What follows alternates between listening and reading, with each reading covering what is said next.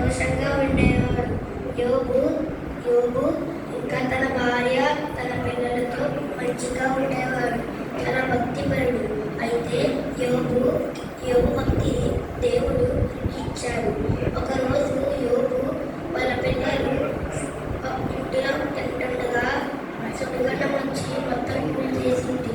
అప్పుడు యోబుకి కొన్ని రోజుల తర్వాత కురుపులు వచ్చాయి. యోబు వాళ్ళ